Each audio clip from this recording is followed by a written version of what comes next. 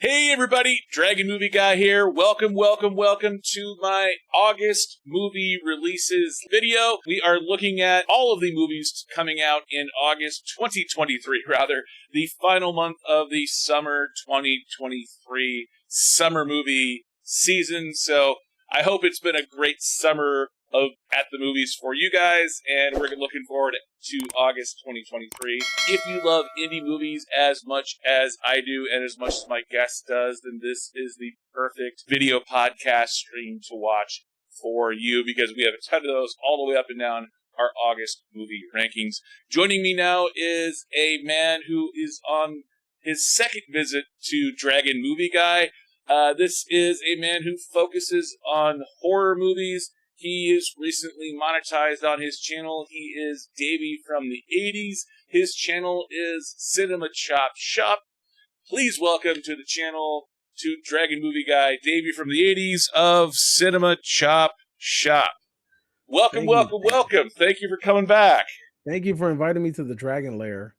Yeah, the Dragon's Lair. That is the Dragon's Lair. That's nice, right? I like that.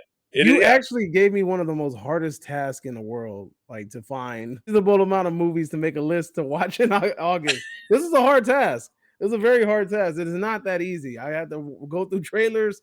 I had to do some soul searching. I think I went on a vision quest.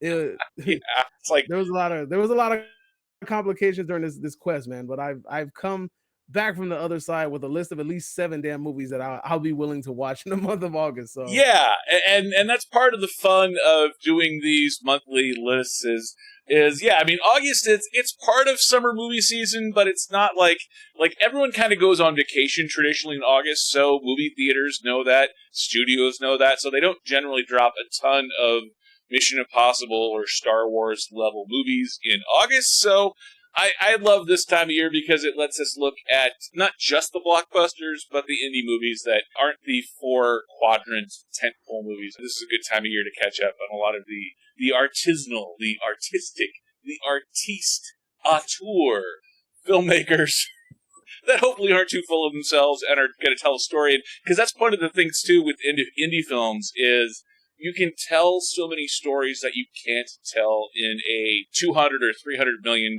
budget film. You can't get very specific. You can't take a lot of risks. You got to do all of the usual stuff. And we all love those films, but you can take a lot more risks if the budget is a lot smaller, and if it doesn't make a ton of money, then it's not as much of a loss. Indie movies always have 2 things going for them. Usually the cinematography is on point, and then also it's a unique story. Now, will that story be executed in a good manner? It's questionable. Or that's the big one, But usually the cinematography in independent films are really great. And the concept or story that they came up with is a pretty interesting idea. It's just, was it done? Was it executed well? Let's jump into our lists. We're only doing a top 7 list for this month.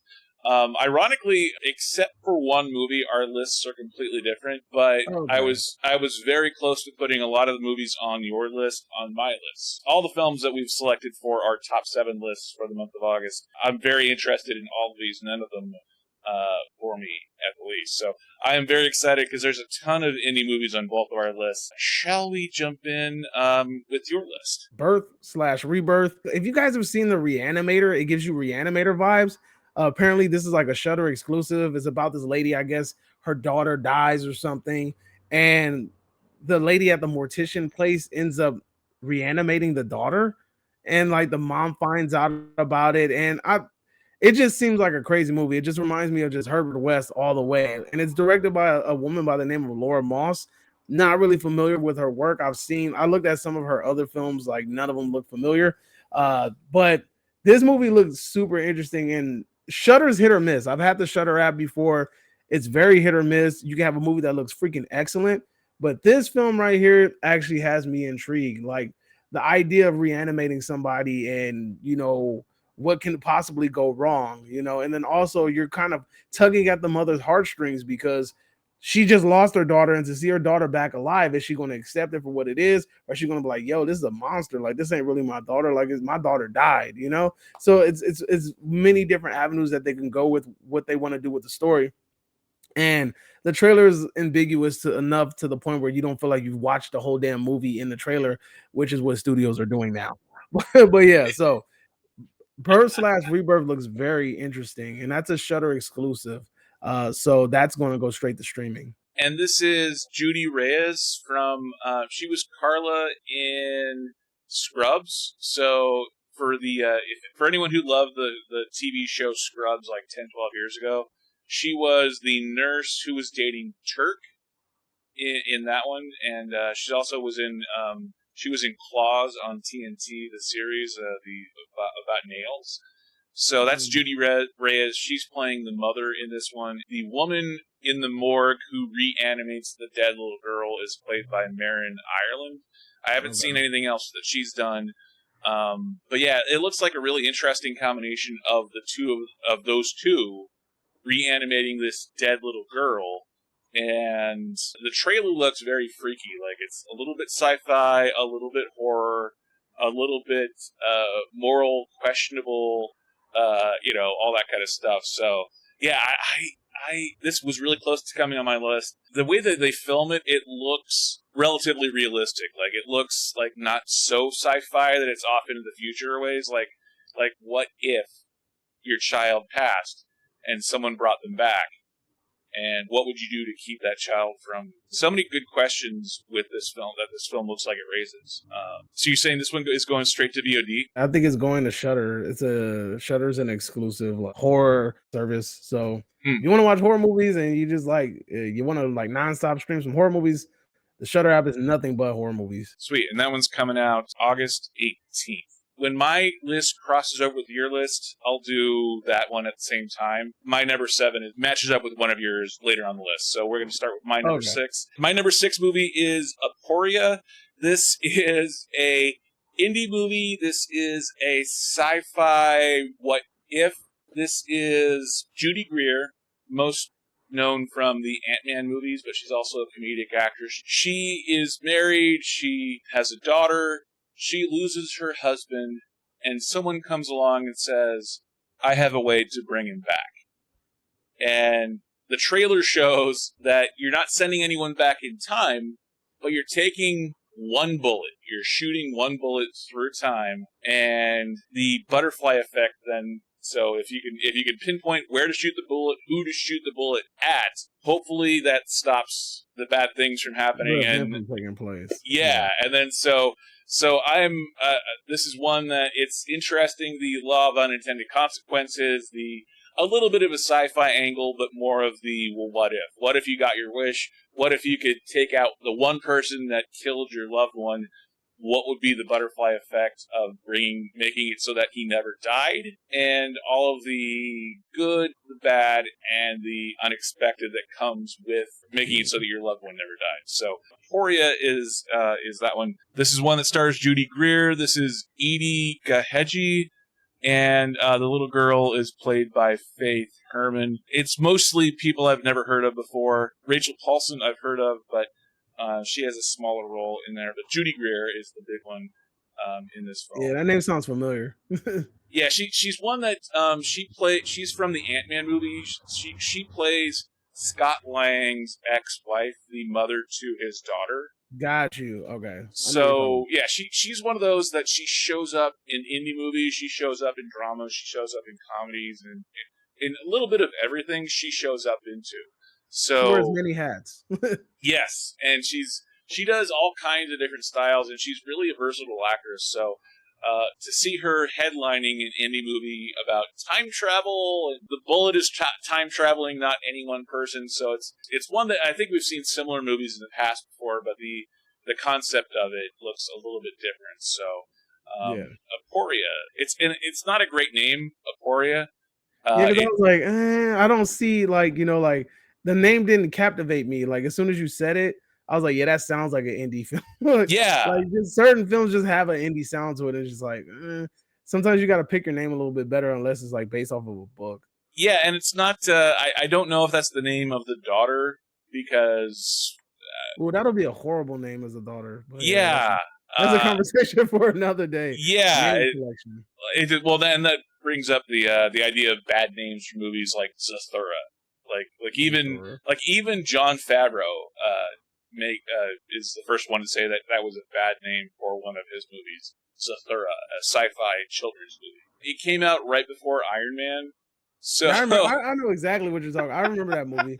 yeah, That name, yeah. yeah, and I never saw it. I saw the It was trailers. I was like, I feel like it was around the time of like Hitchhiker's Guide to the Galaxy or whatever. yeah, like around that time, mid 2000s, before his biggest around hits. when one of them Spy Kids sequels was coming out. Yeah, yeah, and it looks exactly like that. And it's weird because it's near the height of Jon Favreau's directing career because it's after Elf, but before Iron Man. And Jon Favreau's one that does a ton of indie movies, so he can go back and forth between the big budget blockbusters and indie movies. So yeah, that Zathura though is one that even Jon Favreau kind of makes fun of. Looking back, going, yeah, that's Aporia is my number 6. My number 6 is actually Medusa Deluxe. It's a murder mystery apparently set in a hairdressing contest, and it just seems like a fun movie. Like, it seems like it's funny. It has like comedic elements to it, but then I love whodunits. Like, whodunits are fun.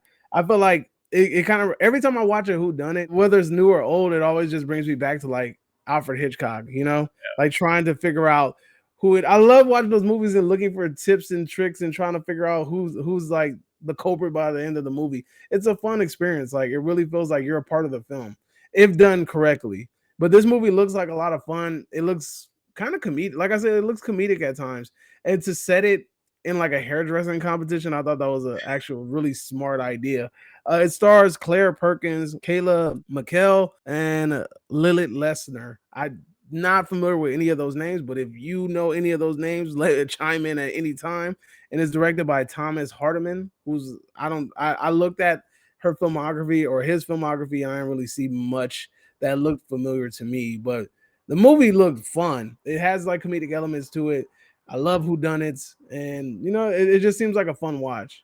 And this is one that I watched the trailer like 2 or 3 times because you can totally tell from just from watching the trailer once. It's an indie film, and I have a screen capture here of the IMDb page of the actors, and it's just the top 8 actors and actresses, and 3 of the top 4 that are listed don't even have a profile picture on their IMDb page. So that's how much of an indie movie this is. I'm not really into fashion much. Like, I'm a t-shirt and shorts kind of guy. So anytime you get me interested in a fashion show more niche than that. I've never even heard of hairstyle competitions before. So I have. I've heard of haircut. They do them in Atlanta a lot.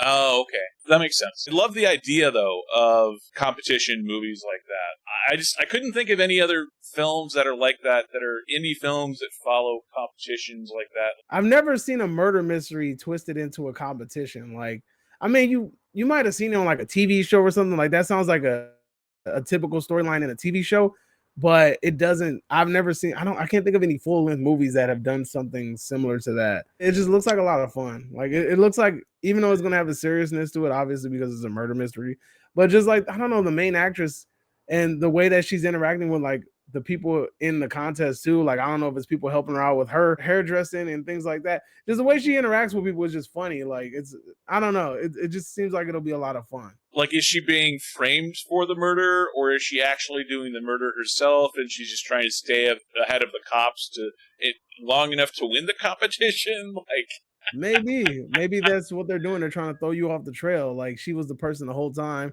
and it was really her the whole time. Like, those movies where it's like everybody blames the main character, but you've been following the main character the whole time, and you're like, man, they didn't do it. And then it turns out that, oh yeah, actually, yeah, in actuality, the main character did do it. They did it in between here, and here. You're just like, wow, I've been duped. Yeah. Yeah, and then you're like, well, should I have known? And they're like, well, maybe. And then that's part of the fun of trying to guess the whodunit. But I love the main actress. She just looks like one of those aunties that just like don't give a damn. Like, she just reminds me of like that funny auntie that's going to tell you what it is, even if it comes off as just rude or douchey. She's going to tell it. So, are you talking Claire Perkins? I think that's her name. It might be Claire Perkins, but she reminds me of Wanda Sykes so much. Oh, nice. Okay, yeah, I love Wanda Sykes stand up, and her is Biggie Shorty. Medusa Deluxe looks really good. This is Casey Affleck. This is Walton Goggins. Zooey Deschanel's in this one. This is a film This is based off of a real family, a real set of brothers from Eastern Washington, from a small farming community in Eastern Washington, and it's based off a real-life story about these brothers who put out an album in the late 70s, a self-published album, and nothing quite happened with it. It came and went, and they moved on with their lives.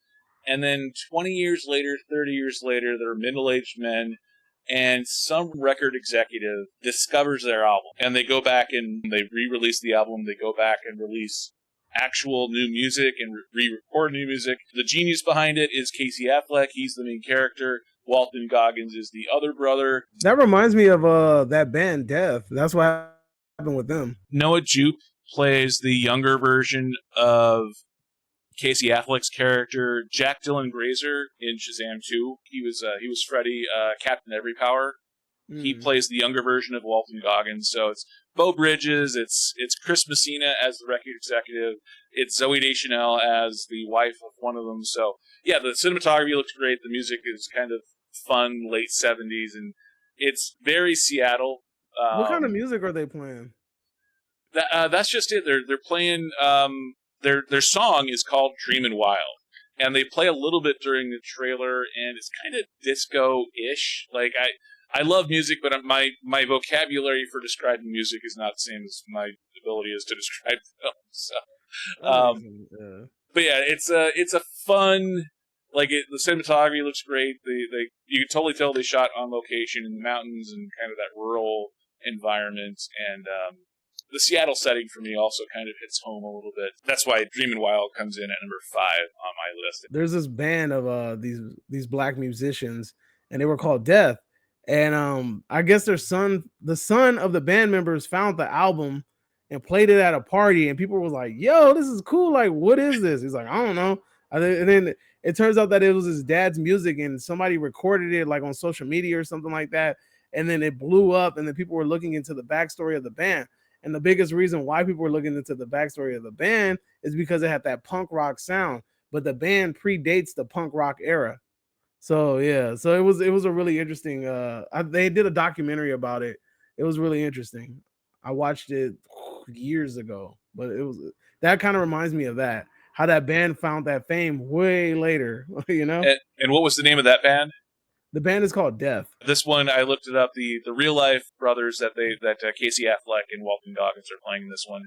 Their album came out in 2020, and the recording sessions were for a year and a half in 2018, 2019.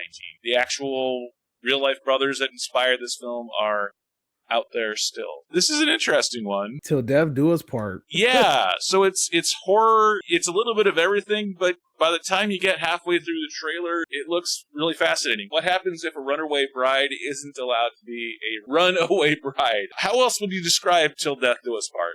It reminds me of Mr. and Mrs. Smith meets the one where the bride is getting sacrificed by that family. Oh, the one that came out Ready or Not last year. Ready or Not, right? But it kind of reminds me of Mr. and Mrs. Smith meets that. Because I used to get that movie and the movie about that political movie that came out that pissed everybody off.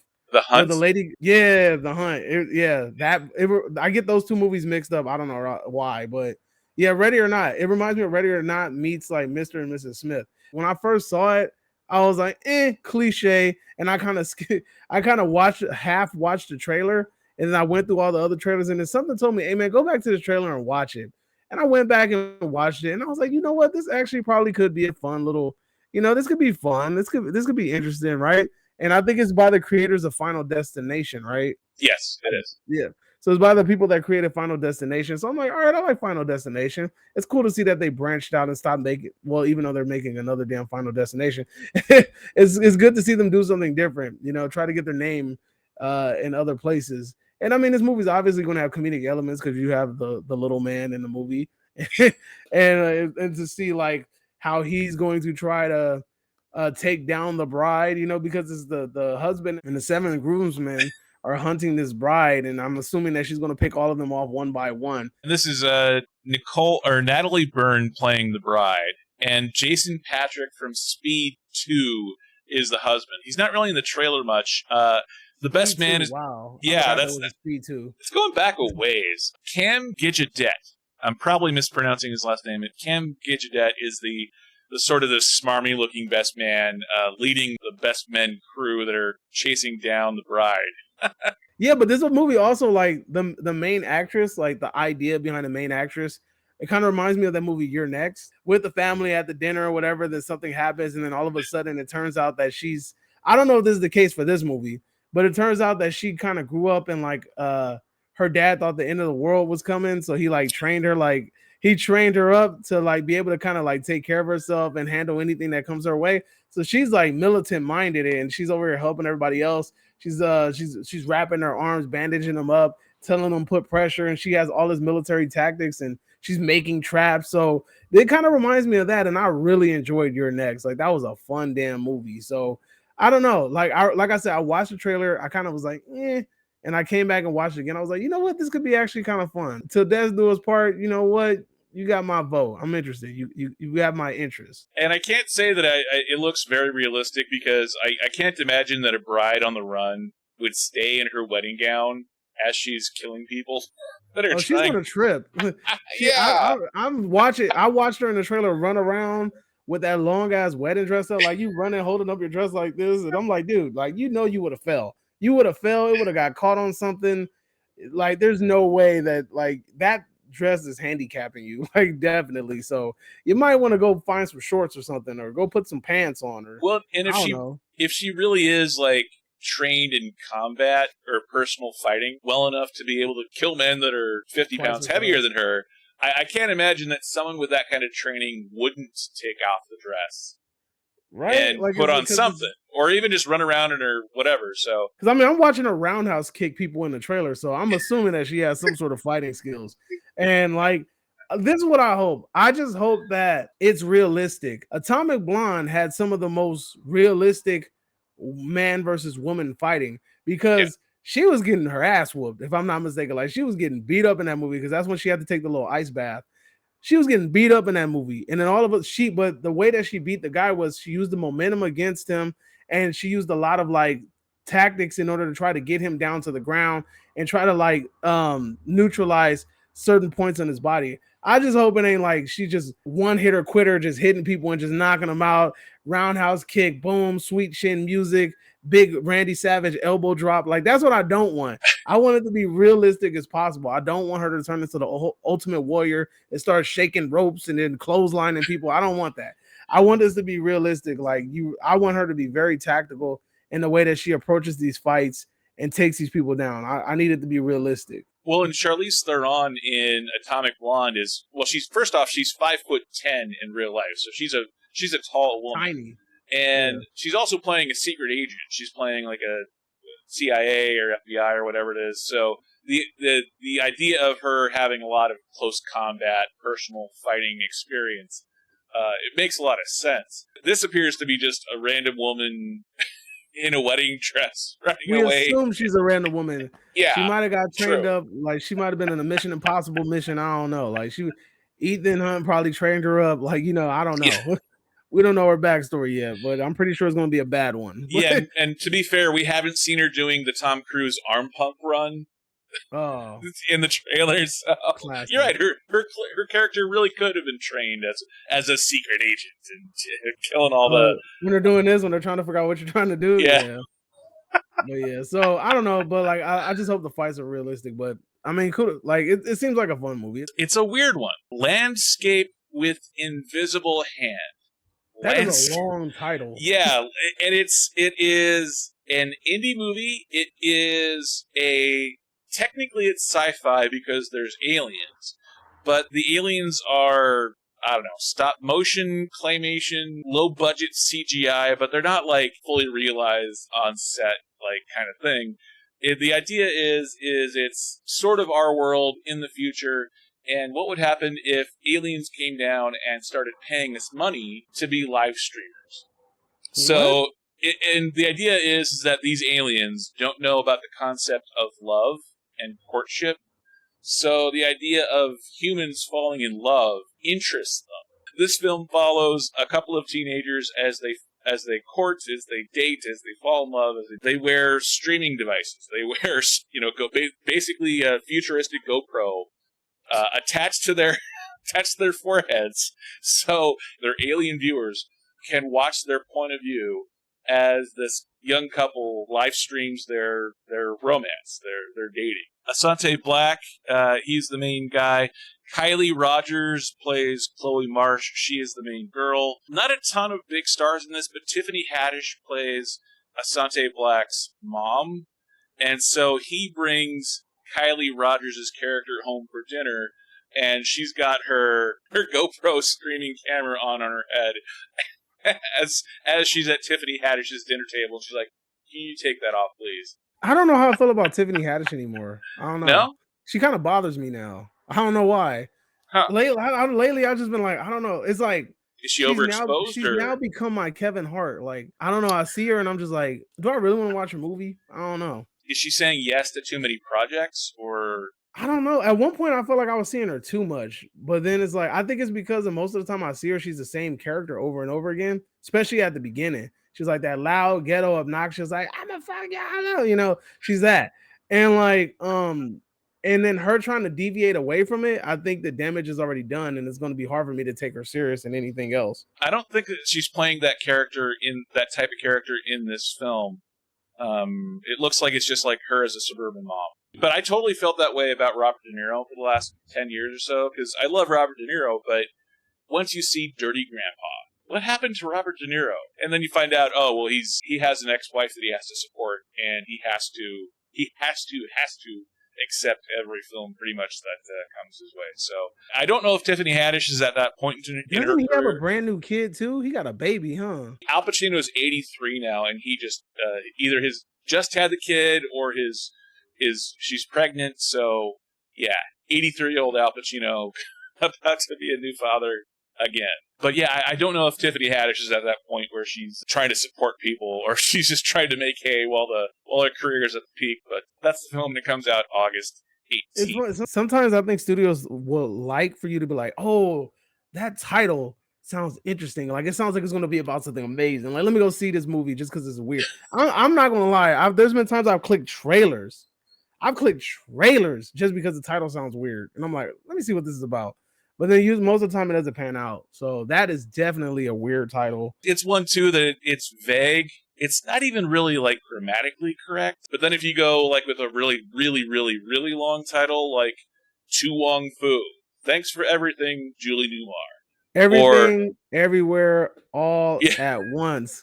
Such a long title, they had to shorten it to a damn acronym just so you could be like, hey. Because it took me a while when people would be like, hey, have you ever seen, I can't even do the acronym. They'd be like, EO, EO, EO. Or Birds of Prey, The Fantabulous Emancipation of One Harley Quinn. I didn't even watch that movie. I heard it was terrible. It's awful. And it doesn't even live up to the long-ass title that doesn't even fit on the marquee. I would say skip Birds of Prey. Definitely the worst DCEU film. By far.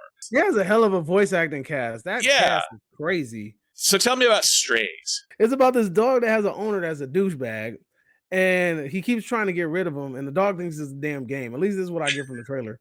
And then eventually he runs into a band of misfits, and they're just like, hey, man, like, you know, he don't like you. And he's like, oh, for real? I'm going to go bite his dick off. That's literally what the dog says in the trailer. I'm going to go bite his dick off. To me, it's like, what would happen if Homeward Bound were rated R? That's where I get from this. That is my perfect example for this. That's the only example I could give, like a Homeward Bound rated R. But to me, it seems funny. I'm praying that it's not like Sausage Fest, because Sausage Fest was a terrible damn movie. Sausage Party was the CGI animation. That shit was horrible. I really liked that one, actually. Really? I thought it was terrible. Like, after a while, I was just like, yo, like, I can't take this shit seriously. The one that I hated was the Muppets. It wasn't Muppet brand, but it was puppets that looked like Muppets. That had Melissa McCarthy. That was like the rated R version. And that film was just awful. It came out like 2 or 3 years ago. What was that called? I went to the theater to watch that. Yeah, I can't remember what it was called, but it was one of those that the trailer was like, what if the Muppets were rated R and like really, really raunchy?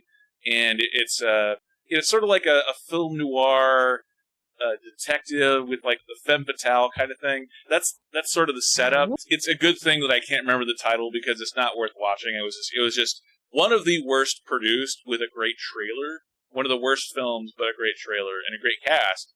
But yeah, it's just one of those like, how is this movie this bad? This one though, Strays, live action dogs with the mouth moving. You know, it kind of That's the only feels. thing that kind of throws me off. Like I was like, damn, dude, like the mouth movement looks a little. I felt like they could have like at least make sure that the mouth movement looks good. I was like, that's the least you can do. Yeah, At least make sure the CGI mouth movement looks good. and the mouth movement looks fine. Like it doesn't. It's not perfect, but it looks fine. It blends in nicely. I do love, by the way, I love Will Forte as Doug, the piece of crap dog owner. Oh yeah. He's he from. looks like a crappy dog owner. That's the funny part. Well, and he was on SNL for a lot of years. He's done so many great characters on SNL. Him playing a douchebag owner, and Will Ferrell being the loyal dog. Like, oh yeah, I love you too. I just that concept it sounds great to me, and it didn't make it onto my list, and I'm really kind of surprised because the first time I saw the trailer, I loved it. But yeah, it's a great looking flick. Looks like a lot of fun. I'm hoping Hangover and not Sausage Party. Fingers crossed. Fingers crossed. It's actually good. My number 3 film is Bottoms. This is a high school girl's version of Fight Club, and Marshawn Lynch. I'm a huge Seahawks fan. Oh, Marshawn Lynch, future NFL Hall of Famer. Marshawn Lynch is the teacher who is their advisor for their high school fight club. Rachel Sennett and Ayo Edebiri. They're single, and for some reason they want to start a fight club to get close to the women that they're interested in. And somehow Marshawn Lynch is a teacher who's encouraging them to start this fight club. So it's bizarre, it's violent. The trailer looks hilarious, and I don't know how else to describe that, but yeah, Bottoms. Dude, Marshawn Lynch has so much personality. It's crazy. He's funny, like unintentionally. Like he's just funny unintentionally. He's showing up in a lot of different things. Like, I don't think he's trying to become an actor. Nnamdi Asomugha, the former Raiders cornerback, all-pro cornerback, is an actor now. Like, he's a full-on actor, and he's got tons of credits to his name. But Marshawn Lynch is doing a ton of these cameos, and he's been doing even like random things like he did Westworld. Marshawn Lynch just randomly shows up for a 3-episode arc as one of the supporting characters. As a huge fan of Marshawn Lynch, I'm just here so I don't get fined. Because we will track you down and whoop you. Yeah. Marshawn is hilarious, dude. Like I used to hear all these crazy stories about him just getting on a train and riding the train, and he'd be like drink with people and shit. Like I heard he's like a real down to earth person. Like I heard he's funny. Do you like Fight Club style movies? So what was that movie with Ice Cube and what's his name? And they were supposed to fight after school. Him and Ice Cube, like they were teachers at a school, and then like something happened, and then they ended up like Ice Cube was like me, you, parking lot after school, and the whole movie is him trying to avoid fighting him in the parking lot after school. I forgot what it's called, but it's some movie. I forgot what it's called. Oh, okay. I think I've seen the trailer for that. Yeah, it's been a while. It's an older movie. It's older. I am a diehard believer in superhero fatigue, but this movie looks like a whole lot of fun. Like it has what's his name? I can't even pronounce his name. I just know him as old boy from Cobra Kai, Miguel from Cobra Kai. That's how I call him. Yeah, it's XOLO, which I don't know the correct pronunciation of that. Yeah, I don't either. I'm gonna just call him Miguel. Yeah. So, well, yeah, because he's great in Cobra Kai. Yeah, he's great. Like, and it's crazy because I have a friend out here that his wife runs the Latin American Film Festival or something in LA. He met Miguel way back when like he wasn't even like big yet. He wasn't even on Cobra Kai yet, and he was telling him like, "Hey man, you need to push. Like, you're a really good actor. Like, you got this. You could do it." Da da da da. And look at him now, a whole DC movie. He's liked in the community, though. He's definitely liked in the community. Well, and it's a weird character. So yeah, because Blue Beetle, I believe, was originally not a DC character, and then the company that owned Blue Beetle got bought by DC. I think that's how it went. But even that, like, if you watch the Arrowverse at all, like the Green Arrow, Flash, Supergirl, Ted Kord and Kord Industries, industrial weapons maker, kind of like Tony Stark, shows up, and Susan Sarandon is on the credits list as playing Victoria Kord. I don't know whether that's supposed to be her version of Ted Kord who is originally the Blue Beetle, if that's the connection or not. But Probably because at first Blue Beetle was like a regular like street level superhero, right? I don't read a lot of comics, but my understanding is that there's a suit sort of like Iron Man, and I don't know though if it is like we see in the trailer where it's a scarab from outer space. I don't know if it's that, because the idea of Ted Cord, like military technologist. Because I think the old Blue Beetle was like, I don't want to call him a street level character, but the Scarab, you're able to generate any weapon that you want. I mean, that's a whole lot better than a ray gun that you built in like your little, the little Blue Beetle spaceship looking thing. That thing is the old Blue Beetle used to drive around in that. And even in the one scene with George Lopez, like, Batman's a fascist. That scene, you can see the old Blue Beetle costumes in the background. So it's like, I mean, I don't know if they're trying to say that like they live within the same universe or something, but they might. I think they might be able. I think they might be able to coexist. To be honest, too, like I honestly don't know whether or not this movie is going to survive the transition to James Gunn in the future DC universe from the DCEU. I guess probably it depends on how well the film does at the box office, if it survives or not. I think James Gunn did say that Blue Beetle was going to like jump over, because honestly, it fits James Gunn's style. Like it's that James Gunn has that campy, funny, dorky superhero movies. Like that's his bread and butter. Like he likes to make those kind of films. Blue Beetle seems like a campy, dorky superhero movie with a really good lead. So let's see if they can execute. Because I mean, as the movie, all it has to do is be entertaining, have good CGI, and have a good third act. These DC movies struggle with third acts. I don't know what it is. Even their best movies struggle with third acts, So let's see if they can get out of this slump, because the last DC movie that had a good third act, Joker, and that's not even in the DCU. Yeah, that's But that's the last DC movie that I felt like had a decent ending. I didn't like Batman's ending.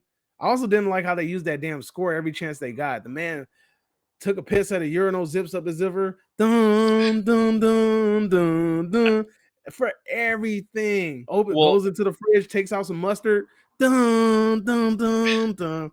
I swear. The whole third act of flooding Gotham City, it goes from great detective procedural to huge set pieces and flooding of Gotham City for absolutely no reason, when it should have probably ended before the third act. Because it's a long say it.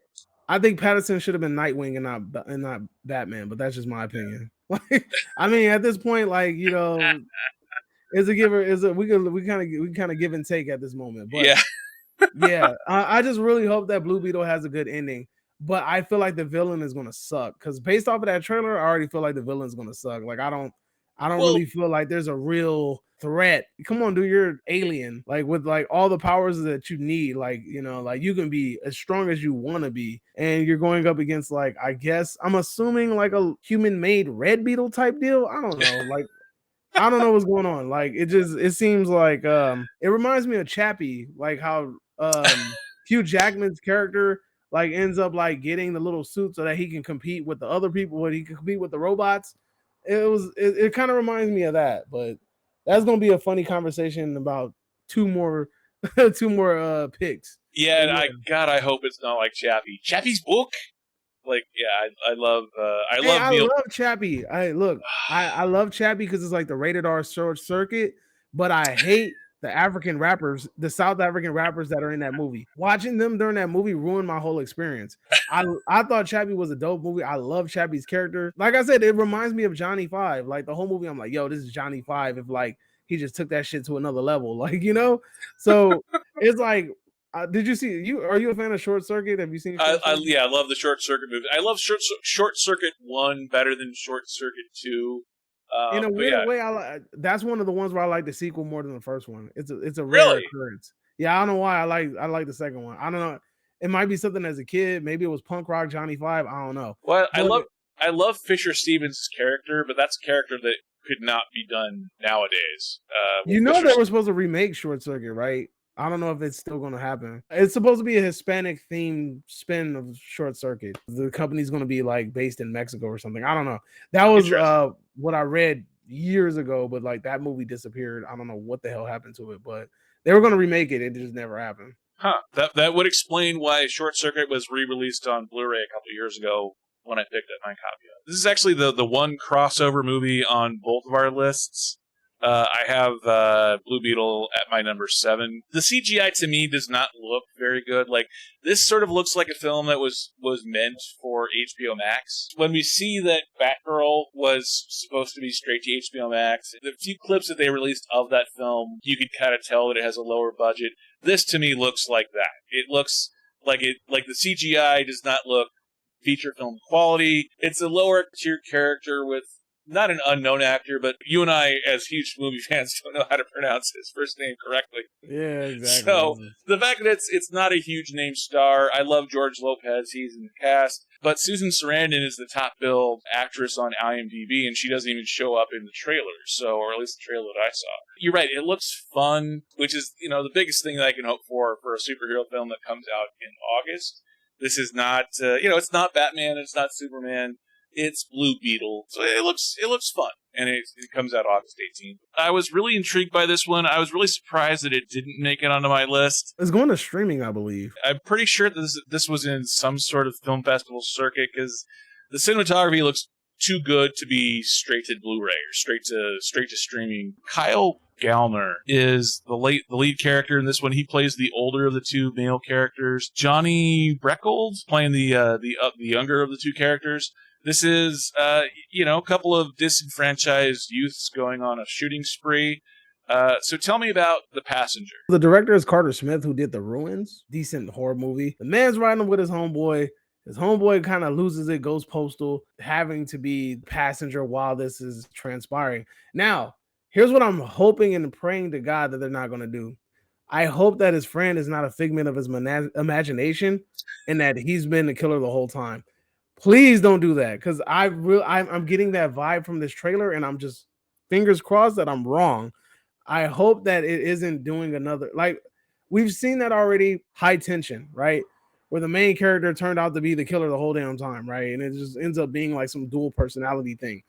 I just hope that it's not like that. We've seen this plenty of time. What's that movie, Mr. Brooks? Tyler Durden from Fight Club. Fight Club, exactly. Yeah. Like it's an idea that when it was done the first time, it was amazing, but if it's done the 10th, 12th, 20th time, it becomes a little dried out. So I'm hoping that this really is just like a movie about a man interacting with his friend and trying to talk him off this cliff, or trying to talk him down, or maybe his friend is trying to talk him into joining him. There's something that my spider sense is tingling, that man is a figment of his imagination. I really hope it's not the case, though. And Amazon bought the MGM catalog, so yeah, this is going to Amazon. It's always funny, too, these angry shooting spree movies. I love Michael Douglas in Falling Down, sort of like the ultimate angry guy movie going on a shooting spree.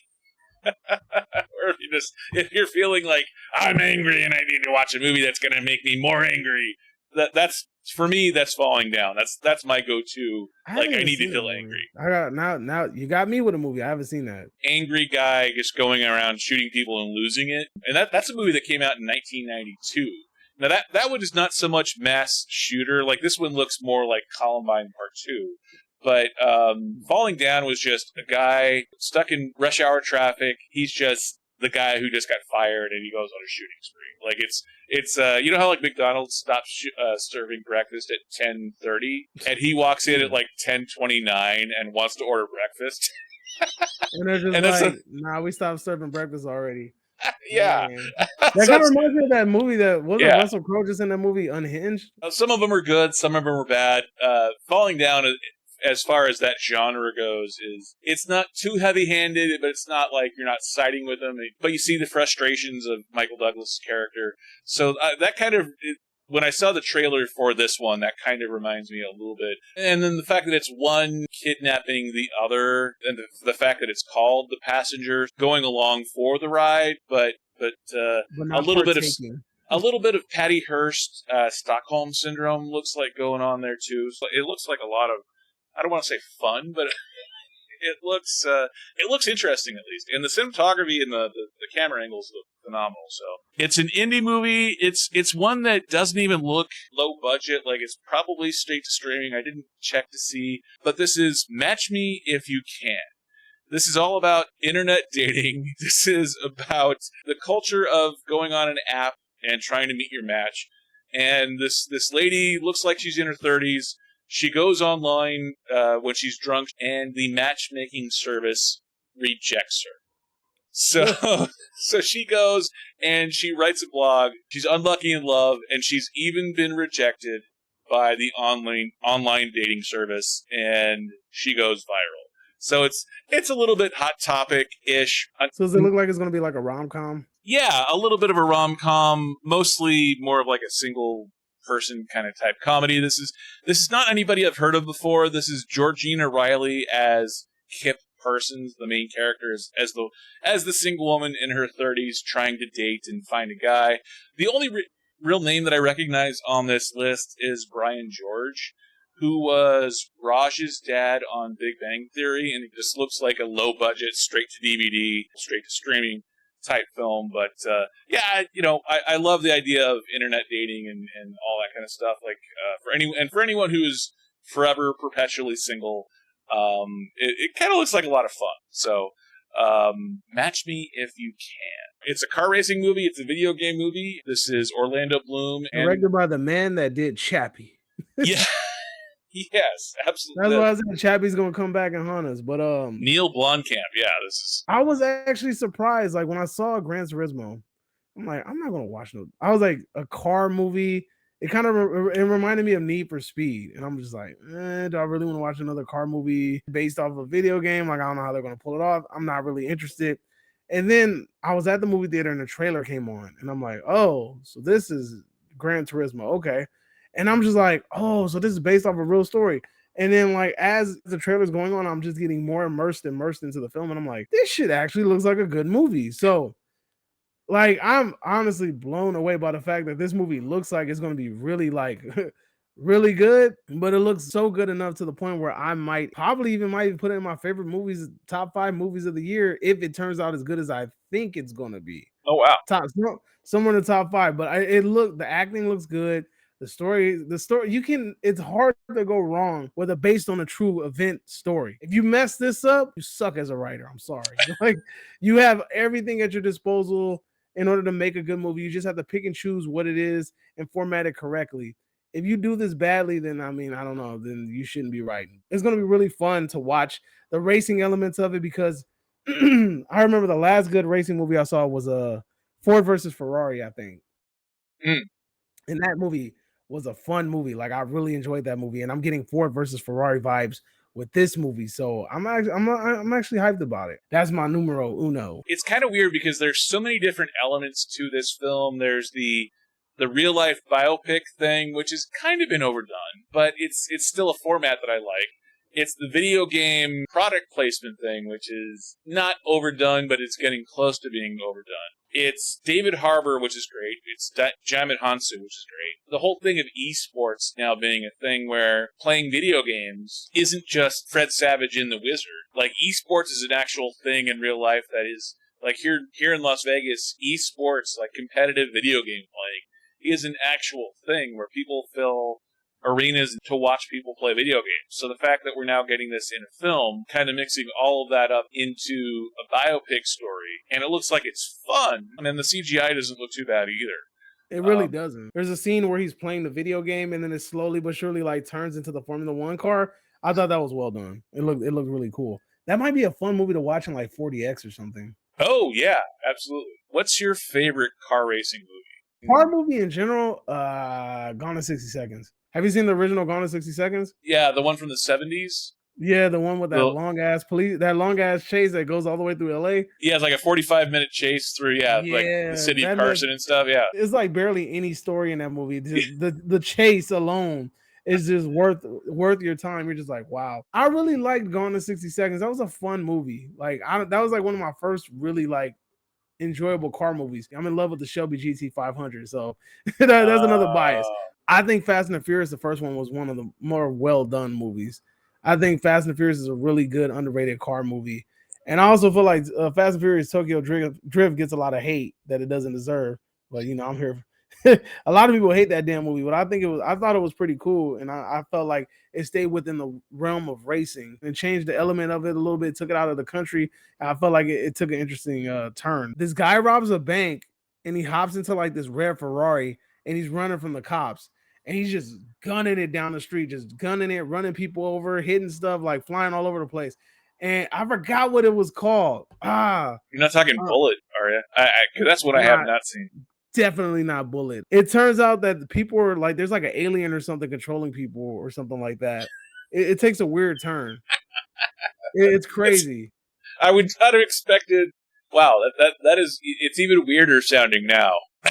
Because like car racing movies generally don't turn into alien invasion stories. Yeah, it's a weird movie.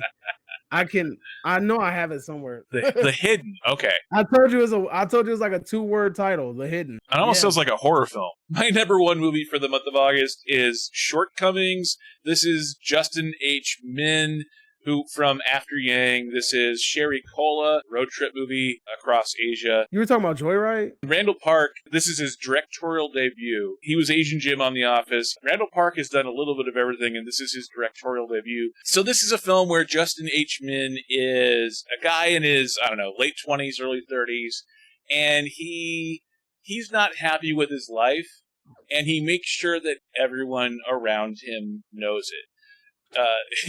He's got a live-in girlfriend. He's a movie theater manager, and he's one of those guys that's intelligent, and he likes pointing out the faults in others, but doesn't really like looking in a mirror and looking at the faults in himself. Hence the title Shortcomings.